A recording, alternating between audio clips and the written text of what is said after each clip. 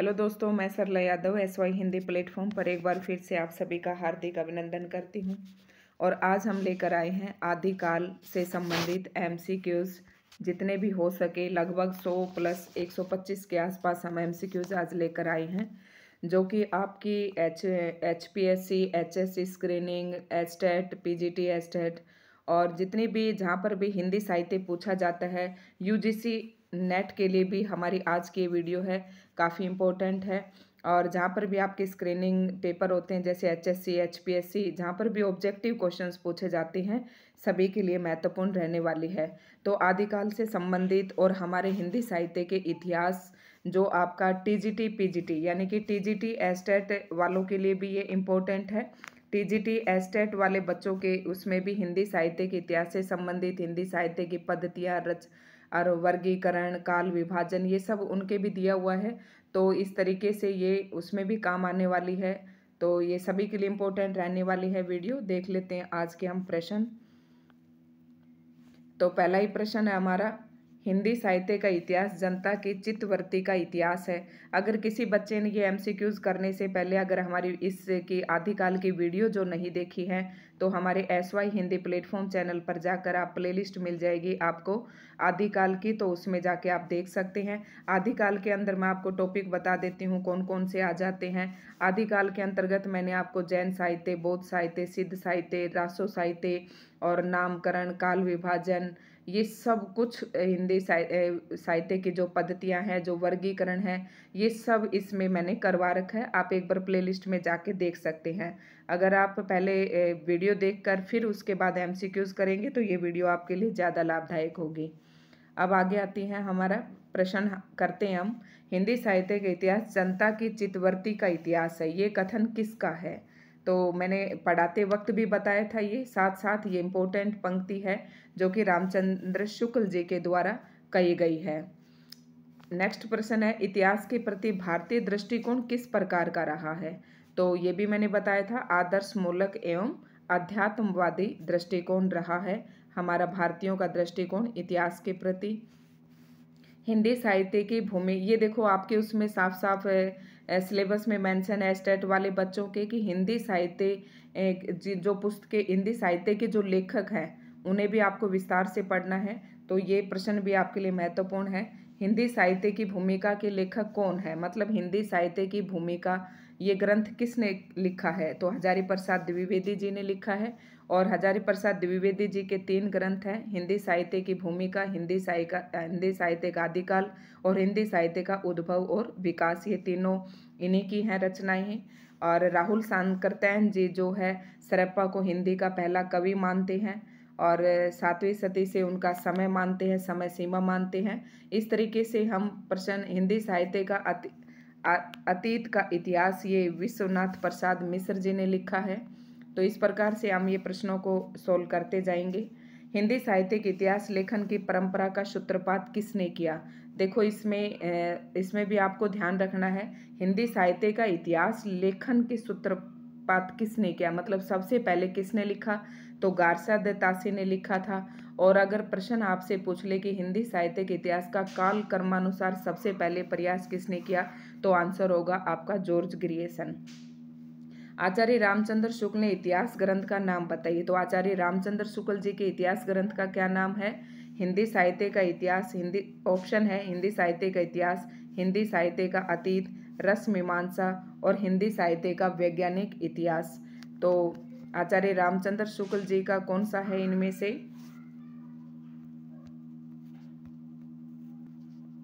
तो यहाँ पर आंसर होगा आपका हिंदी साहित्य का इतिहास।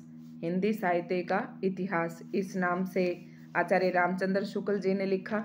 और साथ साथ अगर फिर मैं यहाँ पर और ज़्यादा टाइम वेस्ट नहीं करना चाहती, क्योंकि जब मैंने वीडियो करवाई थी तो इसमें बहुत अच्छे से करवा रखी हैं कि ये रचनाएं जो हैं कब लिखी गई थी, कौन से सन में लिखी गई थी, ये आप देख सकते हैं। आचार्य रामचंद्र शुक्ल ने हिंदी साहित्य का इतिहास लिखा था 1929 में। ठीक है, नेक्स्ट प्रश्न है हमारा प्रश्न नंबर 6, इनमें से असत्य कथन कौन सा है? इनमें से असत्य कथन कौन सा है? यूजीसी नेट लेवल तक के प्रश्न हैं हमारे इसमें, तो यूजीसी नेट वाले बच्चे भी इसे आराम से देख सकते हैं। शुक्ल जी का इतिहास ग्रंथ सन 1929 में प्रकाशित हुआ, अभी मैंने बताया आपको, तो ये तो सत्य है नहीं। और गार्षा दत्तासी हिंदी साहित्य इतिहास के प्रथम लेखक है, ये भी मैंने अभी बताया कि हाँ ये प्रथम लेखक है। शिव सिंह सरोज में लगभग 1000 कवियों का विवरण है। अच्छा, शिव सिंह सरोज किसने लिखा था? शिव सिंह सेंगर ने लिखा था हिंदी साहित्य का इतिहास, उसमें 1000 कवियों का वर्णन है। ये तीनों बातें इंपॉर्टेंट है, कैसे भी पूछ सकते हैं। तो हिंदी साहित्य का आदिकाल किसने लिखा? डॉक्टर नगेंद्र की रचना है। तो ऑप्शन डी जो है ये आपका गलत है। ऑप्शन डी जो है इस प्रश्न का राइट आंसर है। हिंदी साहित्य का आदिकाल हजारी प्रसाद द्विवेदी जी ने लिखा था। आगे करते हैं हम, इनमें से अशुद्ध जोड़ा छांटिए। ठीक है, ये भी मैंने सारे करवाए थे, आप वीडियो नहीं देखिए तो देख लेना कि सोचेंगे कि मैम ये कहाँ से ले आई। तो इसका राइट आंसर आपको अशुद्ध जोड़ा छांटना है। हिंदी साहित्य इसमें से प्रश्न नंबर 7 को पढ़िए। तो अशुद्ध जोड़ा छांटना है। राजस्थानी भाषा और साहित्य ये किसने लिखा है? मोतीलाल मेनारिया ने, ये भी बिल्कुल सही है। हिंदी साहित्य का वैज्ञानिक इतिहास किसने लिखा? डॉक्टर गणपति चंद्रगुप्त ने, ये भी बिल्कुल सही है।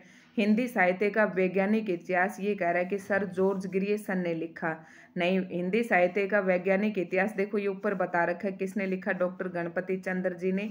तो ये यहाँ पर अशुद्ध जोड़ा है, इसका राइट आंसर सी हो जाएगा। और शिव सिंह सरोज ने क्या लिखा? शिव सिंह सेंगर। तो ये नेक्स्ट प्रश्न है हमारा, हिंदी साहित्य के सर्वप्रथम इतिहास ग्रंथ का रचना काल क्या है? यानी कि सर्वप्रथम जो इतिहास ग्रंथ गार्षा दत्तासी ने लिखा था वो कब लिखा था? 1839 में। प्रश्न नंबर 8 का सी आंसर होगा। हिंदी साहित्य का इतिहास सर्वप्रथम किस भाषा में लिखा गया था? तो ये फ्रेंच भाषा में लिखा गया था। आगे है प्रश्न नंबर 10, और काफ़ी सारे प्रश्न हैं, आपको आराम से वीडियो को रोक रोक के प्रश्नों का उत्तर देना है। मैं थोड़ा यहाँ पर टाइम ज़्यादा नहीं वेस्ट करना चाहती क्योंकि एस्टेट वाले बच्चों के पास अभी टाइम कम है और बहुत डिटेल से हम वीडियो में इन सब बातों पर डिस्कस कर चुके हैं। उस इतिहास ग्रंथ का नाम बताइए जिसमें लगभग 5000 कवियों का विवरण संकलित है। तो किस में है ये? मिस्र बंधु विनोद में, ए ऑप्शन इसका राइट आंसर होगा। अगला प्रश्न है, हिंदी वीर काव्य के रचयिता, हिंदी वीर काव्य के रचयिता कौन है? प्रश्न नंबर 11 का सही आंसर होगा टीकम सिंह। ये आप यहीं पर याद करते जाएंगे तो आपको काफ़ी याद हो जाएंगे। नागरी प्रचारणी सभा द्वारा प्रकाशित हिंदी साहित्य के वृत्त इतिहास के कुल कितने खंड हैं? तो इसके कितने खंड है? वेरी इंपॉर्टेंट क्वेश्चन, पिछली बार पीजीटी एस्टेट में पूछा गया था।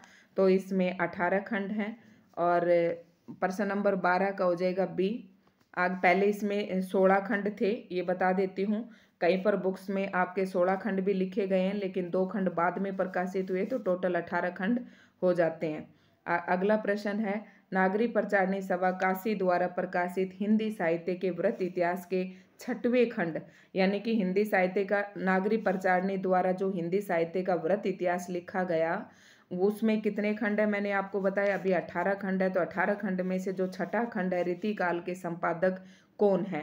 तो इसका आपको आंसर देना है। इसके संपादक हैं डॉक्टर नगेंद्र। तो नेक्स्ट प्रश्न है, कविता कौमुदी के रचयिता कौन है? कविता कौमुदी श्याम सुंदर दास, रसखान सूर्यकांत शास्त्री। तो इसका राइट आंसर होगा राम नरेश त्रिपाठी। नेक्स्ट प्रश्न है, हिंदी साहित्य का इतिहास दर्शन नामक ग्रंथ के लेखक कौन है? ये देखना कितने सारे ये हिंदी साहित्य के इतिहास के नाम बता दिए मैंने और लेखकों के नाम बता दिए। ये काफ़ी इंपॉर्टेंट रहने वाली है आपके लिए वीडियो। तो डॉक्टर नलिन विमोचन शर्मा, इसका राइट आंसर होगा 15 का बी, डॉक्टर नलिन विमोचन शर्मा। इनमें से कौन सी पुस्तक हजारी प्रसाद द्विवेदी की नहीं है? मैं पहले ही बताई है आपको, पिछले क्वेश्चनों में बताई थी कि हिंदी साहित्य की भूमिका, रीति काव्य की भूमिका, हिंदी साहित्य का आदिकाल, हिंदी साहित्य का उद्भव और विकास। तो इसमें क्या पूछा है, कौन सी नहीं है? तो इसमें ये नहीं है रीति काव्य की भूमिका, ये है डॉक्टर नगेंद्र की। और ये जो बाकी तीनों बच गई ये डॉक्टर हजारी प्रसाद द्विवेदी जी के हैं। प्रश्न नंबर 17 है, कवि वचन सुधा के संपादक का नाम बताइए। कवि वचन सुधा के संपादक का नाम तो कौन है इसके? कवि वचन सुधा किसकी थी? ये किसकी थी? पत्रिका जो थी भारतेंदु जी की थी। और पंडित बालकृष्ण भट्ट किस पत्र के संपादक थे? पंडित बालकृष्ण भट्ट इनमें से आ जाएगा आपका हिंदी प्रदीप पत्रिका के संपादक थे। नेक्स्ट प्रश्न है आपका, प्रजा हितैषी साप्ताहिक पत्र का प्रकाशन कहाँ से होता था? प्रजा हितैषी कहाँ से होती थी? प्रश्न नंबर 19 का आंसर है आगरा से। आगरा से। उद्दंत मार्तंड का प्रकाशन कहाँ से होता था? प्रश्न नंबर 20 का आंसर है कोलकाता से। ये इम्पोर्टेंट रचना है उद्दंत मार्तंड और काफ़ी इसके बारे में पूछा जाता है प्रश्न आपके पेपर में। ब्राह्मण पत्र के संपादक कौन थे? ब्राह्मण पत्र के संपादक कौन थे? तो ब्राह्मण थे पंडित प्रताप नारायण मिश्र। याद कैसे रखेंगे कि ब्राह्मणों को हम ज़्यादातर पंडित ही बोलते हैं, तो ऐसे आपको याद रख लेना है। नेक्स्ट प्रश्न है प्रश्न नंबर 22। काफ़ी सारे प्रश्न हैं। सरस्वती पत्रिका का प्रकाशन कब से प्रारंभ हुआ? सरस्वती पत्रिका का प्रकाशन कब से आरंभ हुआ? तो इसका आरंभ हुआ था 1900 ईस्वी में और 1933 में इसका कार्यभार संभाला था महावीर प्रसाद द्विवेदी जी ने। सरस्वती पत्रिका के यशस्वी संपादक का क्या नाम था? प्रश्न नंबर 23 का उत्तर बताना आपको, कौन थे इसके? महावीर प्रसाद द्विवेदी। नेक्स्ट प्रश्न है आपका, गणेश शंकर विद्यार्थी से कौन सा पत्र, गणेश शंकर विद्यार्थी कानपुर से कौन सा पत्र निकालते थे? प्रश्न नंबर 24 का आपका सी हो जाएगा। आपको याद कैसे रखना है कि विद्यार्थी जो है प्रताप होते हैं और कहाँ से निकालते थे ये? विद्यार्थियों के कान बहुत तेज होते हैं तो कानपुर से निकालते थे। ऐसे भी पूछा जाता है कि कहाँ से निकालते थे, कौन से निकालते थे, कौन निकालता था। 3 प्रश्न इससे बन जाते हैं। दुलारी लाल भार्गव के संपादकत्व में कौन सी पत्रिका लखनऊ से निकलती थी? तो लखनऊ से कौन सी पत्रिका निकलती थी? माधुरी। इसका राइट आंसर होगा दुलारी लाल भार्गव की थी माधुरी। और कहाँ से निकलती थी? लखनऊ से। हिंदी का धार्मिक मासिक पत्र कौन सा है? प्रश्न नंबर 26 है तो इसका आंसर होगा आपका कल्याण। बस धर्म में ही सबका क्या है? कल्याण है। कल्याण का प्रकाशन किस नगर से होता था? प्रश्न नंबर 27 है तो इसका गोरखपुर से होता था। और ये बहुत पूछे जाते हैं, एक पत्रिका के बारे में जरूर पूछा जाता है। विशाल भारत के संपादक कौन थे? विशाल भारत के संपादक कौन थे? तो विशाल भारत के संपादक, इसका राइट आंसर होगा आपका 28 का बी, बनारसी दास चतुर्वेदी। विशाल भारत में किस रचनाकार के साहित्य को घासलेटी साहित्य कहा जाता है? तो इसका राइट आंसर होगा प्रश्न नंबर 29 का डी, पांडे बेचैन शर्मा। उग्र का जो साहित्य था उसे विशाल भारत में यानी कि इस पत्रिका में घासलेटी साहित्य कहा जाता था। प्रश्न नंबर 30 है, इनमें से निराला ने किस पत्रिका का संपादन किया?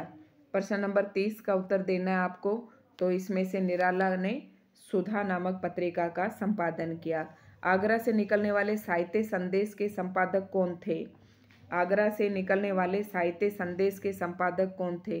प्रश्न नंबर 31 का आंसर देना आपको। तो इसके थे बाबू गुलाब राय। साहित्य संदेश इनकी पत्रिका थी। इनमें से सुमेलित युग्म नहीं है, ये आपको बताना है। 32 का आंसर बताना है। तो प्रभा कहाँ से निकलती थी? कानपुर से। सुधा कहाँ से निकलती थी? लखनऊ से। तो ये मतवाला जो है आपका ये युग्म सही नहीं है। और विशाल भारत कहाँ से निकलती थी? कोलकाता से। नेक्स्ट है आपका, इनमें से गलत जोड़ा छांटकर अलग कीजिए। प्रश्न नंबर 33 का राइट आंसर होगा, ये आगा आपका मर्यादा, जो कि रामचंद्र शुक्ल जी इसके नहीं हैं। प्रभा किसकी थी? बालकृष्ण शर्मा नवीन की। देवनागर उमापति दत्त शर्मा की। और हंस किसकी थी? प्रेमचंद जी की। तो ये तो तीनों ही सही हैं। ये है गलत जोड़ा। मर्यादा किसकी थी? ये कह रहा है कि रामचंद्र शुक्ल जी की, जो कि गलत है। नेक्स्ट प्रश्न है आपकी,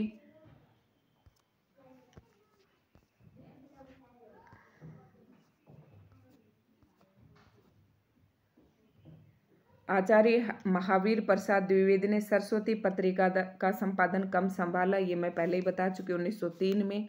इनमें से कौन सी पत्रिका छायावाद की समर्थक थी? प्रश्न नंबर 35 का आपका आंसर बताना है। तो माधुरी जो थी छायावाद की समर्थक थी। विशाल भारत किस कवि के प्रति बहुत अनुदार था? विशाल भारत क्या थी? एक पत्रिका थी, और पत्रिका किस कवि के प्रति बहुत ही। प्रश्न नंबर 36 का आंसर बताना है आपको। 36 का आंसर होगा किस कवि के प्रति बहुत ही उदार थी? ये निराला के प्रति। किसी भाषा का संस्कार एवं परिमार्जन किस पत्रिका के माध्यम से हुआ? किसी भी भाषा का संस्कार, तो ये सरस्वती से हुआ, ठीक है। और महावीर प्रसाद द्विवेदी जी ने किया था ये। इनमें से भारतेंदु युग की पत्रिका कौन सी है? भारतेंदु युग की पत्रिका बताइए इनमें से। इंदु, हंस, मर्यादा और कवि वचन सुधा। तो प्रश्न नंबर 38 का राइट आंसर होगा कवि वचन सुधा, जो कि भारतेंदु जी की ही है। इनमें से महात्मा गांधी के संपादन में निकलने वाला पत्र कौन सा था? प्रश्न नंबर 39 का राइट आंसर बताना है आपको। इसका आंसर होगा हिंदी नवजीवन। तो 39 का ऑप्शन बी राइट आंसर है रहेगा। उसके बाद प्रश्न नंबर 40, माखनलाल चतुर्वेदी के संपादकत्व में निकलने वाला पत्र कौन सा था? प्रश्न नंबर 40 का आंसर बताना आपको। तो माखनलाल चतुर्वेदी जी के संपादक में करमवीर पत्र निकलता था। कादम्बनी के संपादक का नाम बताइए।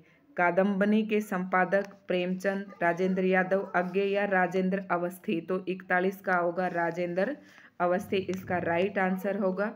और कमलेश्वर किस कहानी पत्रिका के संपादक थे? प्रश्न नंबर 42, तो इसका आंसर हो जाएगा शारिका, जो कि कहानी पत्रिका से संबंधित थे। डॉक्टर धर्मवीर भारती की साप्ताहिक के संपादक रहे थे। भारती की साप्ताहिक पत्रिका के वो रहे थे, तो कौन से थे? धर्मवीर भारती की धर्मयुग। और 43 का यहाँ पर डी आंसर होगा। प्रश्न नंबर 44, राजकमल प्रकाशन की कौन सी पत्रिका डॉक्टर नामवर सिंह के संपादन में प्रकाशित हो रही थी? प्रश्न नंबर 44 का सही आंसर होगा बी, ये होगा आपका आलोचना। जयप्रकाश भारती किस बाल पत्रिका के संपादक रहे? प्रश्न नंबर 45 का बाल पत्रिका है, तो आपको पता होना चाहिए कि नंद हम बच्चों को ही कहते हैं। इनमें से निराला किस पत्रिका से जुड़े नहीं थे? निराला, तो निराला किस पत्रिका से नहीं जुड़े थे? प्रश्न नंबर 46 का हो जाएगा डी, ये जागरण से नहीं जुड़े थे। जबकि निराला मतवाला से भी जुड़े हुए थे, समन्वय से भी और सुधा से भी, इन तीनों पत्रिकाओं से जुड़े हुए थे। प्रश्न नंबर 46 के बाद प्रश्न नंबर 47 आता है हमारा। उदयन शर्मा किस पत्रिका के संपादक रहे? प्रश्न नंबर 47, तो इसका ए हो जाएगा रविवार के। और रविवार पत्रिका। वर्तमान समय में दिल्ली से राजेंद्र यादव किस पत्रिका का संपादन कर रहे हैं? तो ये आपका हो जाएगा प्रश्न नंबर 48 का आंसर बताना है आपको, हंस पत्रिका का।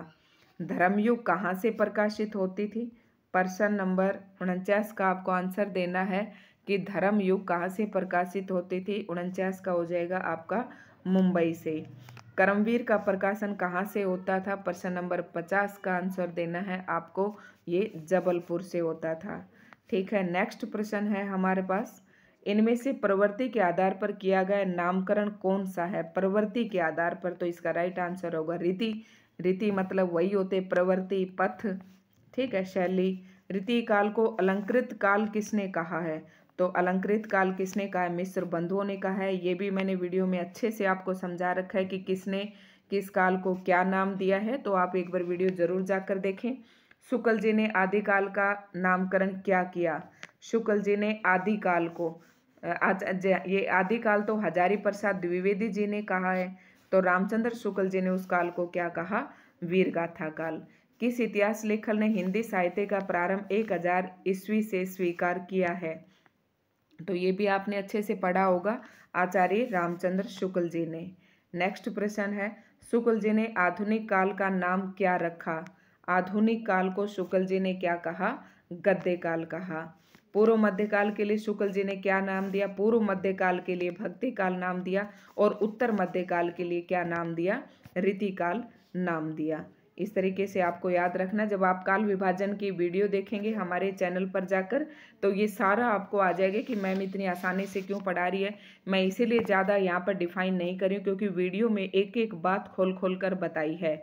शुक्ल जी ने कालों का नामकरण किस आधार पर किया, तो इसका 57 का आपका सही आंसर होगा प्रवृत्ति की प्रधानता पर। ये बात भी खूब जोर जोर देकर वीडियो में बताई थी।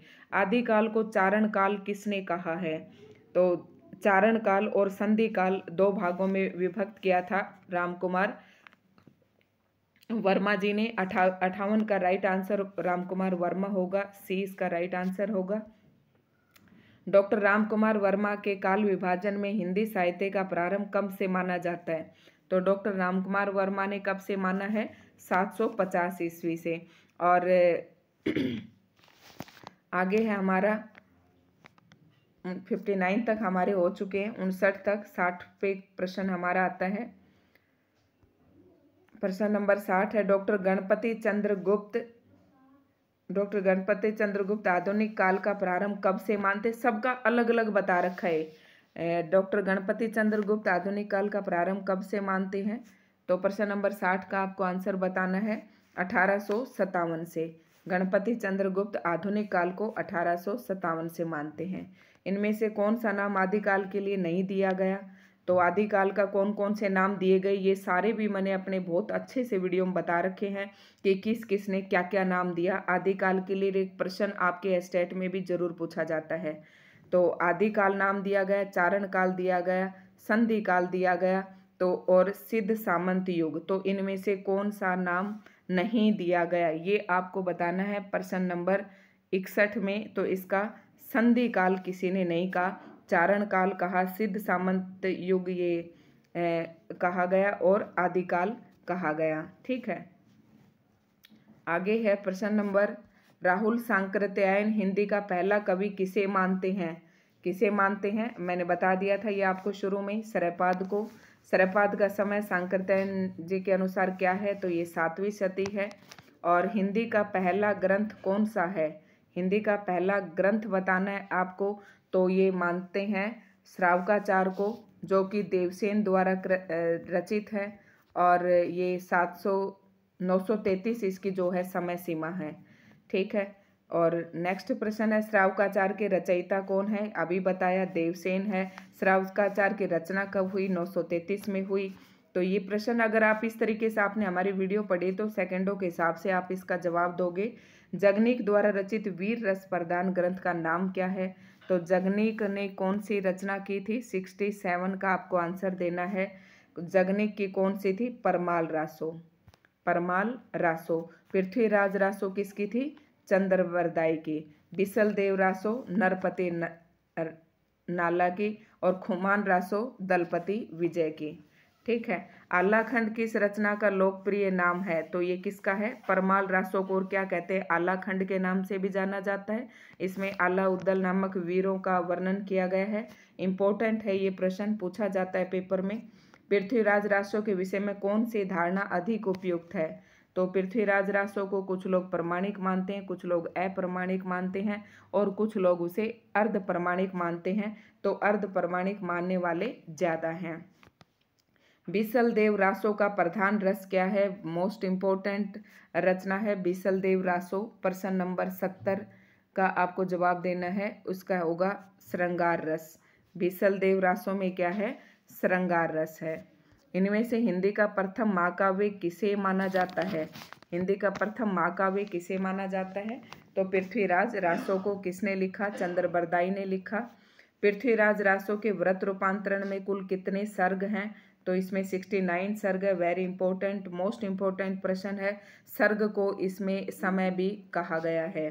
रासो शब्द की व्युत्पत्ति, अब आ जाता है रासो। रासो साहित्य के ऊपर मैंने स्पेशल एक वीडियो बना रखी है बहुत ही अच्छे तरीके से, आपने नहीं देखे तो आप देख लेना। आदिकाल का एक भी टॉपिक मैंने नहीं छोड़ा है जिस पर वीडियो आपको ना मिले, प्लेलिस्ट में जाकर जरूर चेक करें। रासो शब्द की व्युत्पत्ति के संबंध में सर्वाधिक उपयुक्त मत कौन सा है, और रासो के इसका आंसर आपको देना है प्रश्न नंबर 73 का। तो इसका हो जाएगा रासो की व्युत्पत्ति रासक से मानी है, और ये बात किसने कही है, हजारी प्रसाद द्विवेदी जी ने। ठीक है। और नेक्स्ट प्रश्न है, ये किस किस ने क्या क्या कहा है, ये सारा मैंने आपको रासो साहित्य में पढ़ा रखा है। यहाँ पर और ज़्यादा हम टाइम वेस्ट नहीं करेंगे क्योंकि प्रश्न कहीं से कुछ भी बन सकता है, तो आप वीडियो को एक बार जरूर देख लें। अगला प्रश्न है, आदिकाल के मनोरंजक साहित्य की रचना किसने की? तो ये आप सबको ही पता है कि अमीर खुसरो ने। पहेलियाँ, मुकरिया, दो सुखना, ये इनकी रचनाएं थी। और ये अमीर खुसरो हिंदी भाषा के सबसे खड़ी बोली के जो कवि हैं, ये भी अमीर खुसरो को माना जाता है। और गोरखवाणी के संपादक कौन थे? तो ये प्रश्न नंबर 75 का आंसर है, गोरखवाणी के संपादक पीताम्बर दत्त बड़दयाल थे। ये भी मैंने वीडियो में बताया था। इनमें से सही कथन कौन सा है? अब आपको सही कथन बताना है कि अधिकांश रासो काव्य प्रमाणिक है, अधिकांश रासो काव्य अप्रमाणिक है, बिसल देव रासो वीर रस प्रधान ग्रंथ है, पृथ्वीराज रासो में वीर रस की प्रधानता है। प्रश्न नंबर 76 का सही कथन आपको छांटना है। तो इसका 76 का जो है सही आंसर होगा सी, जो बिसल देव रासो है वो वीर रस प्रधान ग्रंथ है। ठीक है। नेक्स्ट है, सिद्धों की संख्या। अब देखो, मैंने सिद्ध साहित्य आपके जो चैनल पर जाकर देखोगे, सिद्ध साहित्य की एक अलग से वीडियो बनेगी, मिलेगी आपको नाथ साहित्य की एक अलग से फुल डिटेल में मिलेगी। सिद्ध साहित्य, नाथ साहित्य और जैन साहित्य, ये तीनों की मैंने वीडियो आपके प्लेलिस्ट में मैंने डाल रखी हैं, देख लेना। और अब हम सभी आदिकाल संपूर्ण यहाँ पर आज करवाएंगे हम, चाहे रासो हो चाहे आपका जैन साहित्य हो। सिद्धों की संख्या कितनी बताई गई है? प्रश्न इंपॉर्टेंट है, पूछा गया था अभी जो स्क्रीनिंग एग्जाम हुआ था। सिद्धों का उचित समय क्या माना जाता है? तो प्रश्न नंबर 78 का आपको आंसर देना है बी, 7वीं या 8वीं शती इनका समय सीमा मानी जाती है सिद्धों की। नारी निंदा किस संप्रदाय में मिलती है? तो नारी निंदा की थी इन्होंने, नाथों ने की थी नारी की। तो हर एक की ना मैंने सारी करवा रखी, आप प्रश्न वहाँ जाके देखने एक बार वीडियो को खोलकर।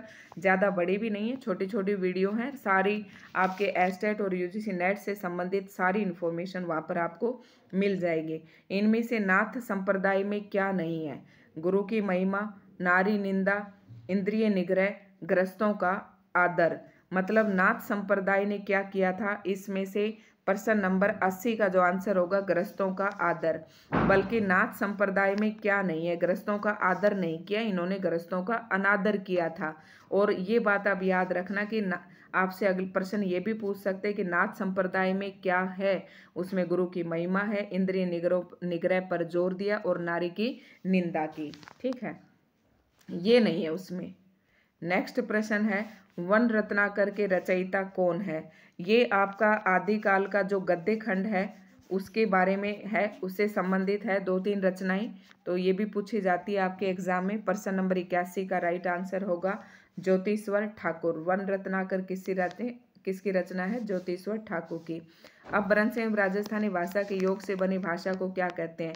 राजस्थानी भाषा से बने उसको क्या कहेंगे? पिंगल। और अपभ्रंश और ब्रज भाषा के जो योग से बनेगी उसे क्या कहेंगे? पिंगल। तो अगर आप कंफ्यूज होते हैं तो ऐसे ध्यान रखना कि राजस्थानी लोग ज़्यादा डिंगे मारते हैं, तो ऐसे डिंगल से आपको याद हो जाएगी। ये मैंने ट्रिक बताई है, कोई इसका बुरा न माने। और ब्रज भाषा मिश्रित अपभ्रंश मैंने अभी बताया आपको, पिंगल। इनमें से कौन आदिकाल का ग्रंथ नहीं है? प्राकृत पैंगलम, विद्यापति पदावली, पद्मावत, खुसरो की पहेलियाँ। तो बताइए प्रश्न नंबर 84 का क्या आंसर होगा? डी, पद्मावत जो है ये सूफी काव्य है जो कि आपका भक्ति काल के अंतर्गत आता है, ये आदिकाल का ग्रंथ नहीं है। और बाकी जो तीनों ग्रंथ बच गए ये आपके आदिकाल के ग्रंथ हैं। अगला प्रश्न है, विद्यापति पदावली की रचना किस भाषा में हुई? तो विद्यापति ने पदावली लिखी मैथिली भाषा में लिखी। 85 का आपका सी आंसर होगा। आदिकाल में खड़ी बोली का प्रयोग किस कवि ने किया? खड़ी बोली का प्रयोग अमीर खुसरो ने किया, मैंने अभी बताया था। इनमें से जैन धर्म का संबंध किस कवि से है? तो जैन धर्म का संबंध आपको बताना है प्रश्न नंबर 87 का से नहीं है। तो विद्यापति का नहीं है, बाकी ये सारे जैन कवि थे। धनपाल, शंभु ने पौंचर्यु, जोइंदु परमात्म प्रकाश लिखी, धनपाल की भविष्यता लिखी। ठीक है, तो ये इनकी रचनाएं थी। नेक्स्ट प्रश्न है 87 के 77 के बाद कुछ प्रश्न आपके लिए और भी हैं हमारे पास है यहाँ पर 90 प्रश्न, वो मैंने लगातार कर दिए। फिर मैंने कुछ इस तरीके के प्रश्न उठाए जो आपके नेट वगैरह में आपके काम आते हैं। अब आप ये बताइए, निम्न इतिहास ग्रंथों के प्रकाशन वर्ष के आरोही क्रम में व्यवस्थित कीजिए। अब आपको बताना है सबसे पहले हिंदी साहित्य का इतिहास, मिस्र बंधु विनोद, ये आप देख लेना। इसका मैं राइट आंसर आपको वैसे सीक्वेंस से बता देती हूँ। सबसे पहले गारसाद तासी ने लिखा था, कौन से थी इनकी, एतवार इंदुए लितरेतरे हिंदुस्तानी। उसके बाद गारसाद शिव सिंह सरोज ने लिखी, शिव सिंह सेंगर। फिर तीसरे नंबर पर लिखी जॉर्ज ग्रियर्सन ने, और चौथे नंबर पर लिखी मिस्र बंधुओं ने।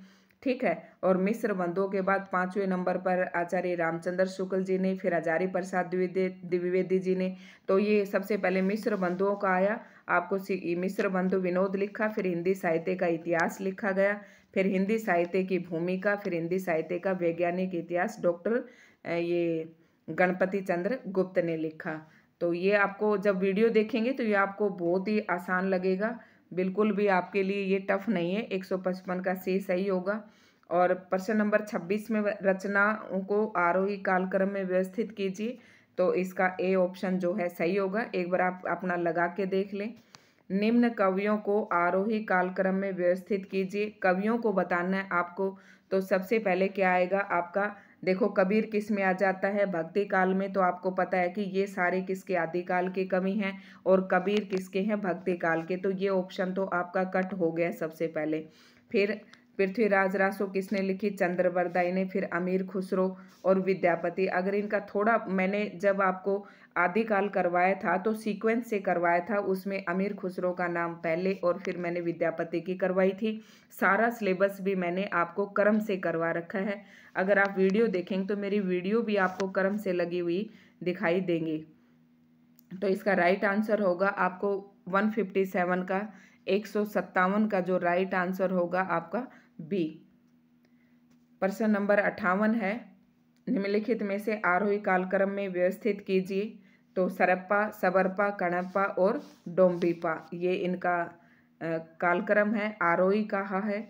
निम्नलिखित ग्रंथों को, नेक्स्ट प्रश्न है, उनके लेखकों के साथ सुमेलित कीजिए।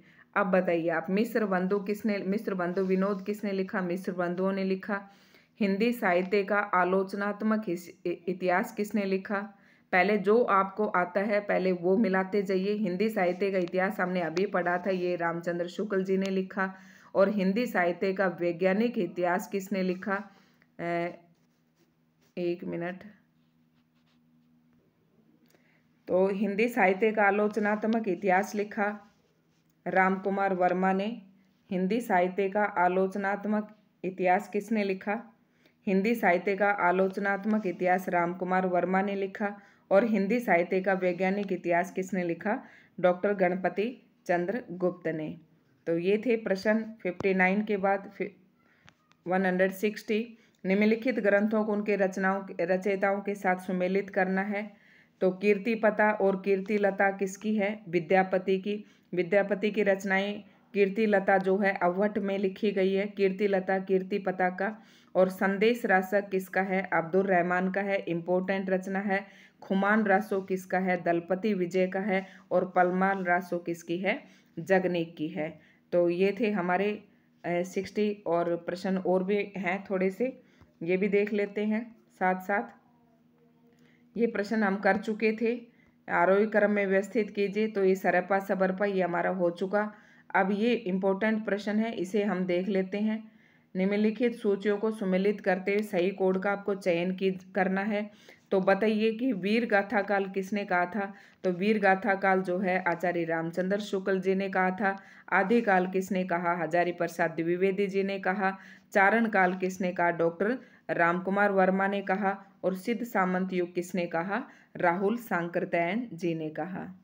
नेक्स्ट प्रश्न है, इन पत्रिकाओं के प्रकाशन के हिसाब से आपको क्रम में लगाना है। 163 जो प्रश्न है इसका राइट आंसर होगा आरोह हिसाब से। सबसे पहले हमारे पास पत्रिका सरस्वती, सरस्वती के बाद इंदु, इंदु के बाद माधुरी और फिर हंस। तो ये आपका जो है 163 का जो प्रश्न है ऑप्शन डी आपका राइट आंसर होगा। निम्न सूचियों को सम्मिलित करते हुए सही कोड का चयन कीजिए। इसमें आपको भी मिलान करने से आंसर का क्या मतलब, आपको ये सब चीज़ें याद होने चाहिए। तो सारिका किसकी थी? कमलेश्वर। इसमें आपको यूजीसी नेट में भी आपको ध्यान रखना है कि जो आती है ना आपको वो सबसे पहले मिला लो। जैसे कि मैं आपको अभी मिला के बताती हूँ। जैसे कि हमें नहीं पता, फिर ये बहुत आसान होते हैं, यूजीसी नेट में प्रश्न बहुत पूछे जाते हैं। आपको पता है कि धर्मवीर की, ये धर्मयुग पता है कि हमें किसकी है, धर्मवीर भारती है, तो बी का कौन सा हुआ? चौथा। तो आप बी में देखो चौथा। तो यहाँ पर आपके जो दो ऑप्शन है वो पहले ही कट हो जाते हैं। एक तो ये आपको पता है कि इसमें तो मैं श्योर हूँ, और एक आपका ये ऑप्शन यानी कि बी ऑप्शन कट हो जाता है और डी ऑप्शन आपका कट हो जाता है। उसके बाद फिर हम देखते हैं कि आगे कौन सा है। जो सारिका है, सारिका किसकी है? कमलेश्वर की है। तो अगर आपको इसी का पता चल जाता है तो आप देखेंगे कि ऑप्शन ए का कौन सा है? ए का तीसरा। तो आपका ये डिसाइड हो गया यहाँ पर कि ऑप्शन सी हमारा क्या है? राइट आंसर है। इस तरीके से आपको प्रश्नों को करना है। ये मैं आपको यहाँ बता देती हूँ। सारिका जो है कमलेश्वर की है, धर्मयुग धर्मवीर भारती की है, संचेतना जो है महीप सिंह की है, और साप्ताहिक हिंदुस्तान जो है मनोहर श्याम जोशी की। आपको याद कर लेनी है, यहाँ नहीं मिलाना है आपको। और ये थे हमारे ये प्रश्न, इतने ही थे हमारे पास। और लगभग मैंने आपको 100+ से भी ज़्यादा आपको प्रश्न करवा दिए हैं। मैंने पूरा आदिकाल यहाँ पर आपके कवर करने की कोशिश की है। ठीक है, तो दोस्तों अगर आपको हमारी वीडियो पसंद आती है तो प्लीज़ लाइक शेयर ज़रूर करें। अगर आप हमारे चैनल पर नए हैं तो चैनल को सब्सक्राइब कर लें, वीडियो को ज़्यादा से ज़्यादा शेयर करें बहुत ही अच्छे तरीके से। और फिर भी मैं आपसे कहूँगी कि ऑब्जेक्टिव करने से पहले एक बार आप चैनल की प्लेलिस्ट में जाकर वीडियो आप ज़रूर देखें, आपके लिए काफ़ी हेल्पफुल होगी। जहाँ पर भी हिंदी साहित्य पूछा जाता है आप हमारे चैनल को फॉलो कर सकते हैं। और जो SY हिंदी प्लेटफॉर्म है ये डेडिकेटेड है, आपका जो टीचिंग एग्ज़ाम है उसी को डेडिकेटेड है। और UGC नेट की तैयारी भी अपने इस चैनल पर करवाई जा रही है। UGC नेट के अकॉर्डिंग मैं सारा सिलेबस करवा रही हूँ। जब नेट का सिलेबस करवा रही तो एस्टेट और PGT TGT एस्टेट तो उसी के अंदर ही इनका सिलेबस शामिल हो जाता है। तो दोस्तों फिर से मैं कहती हूँ कि अगर आपने चैनल को सब्सक्राइब नहीं किया तो चैनल को सब्सक्राइब ज़रूर करें।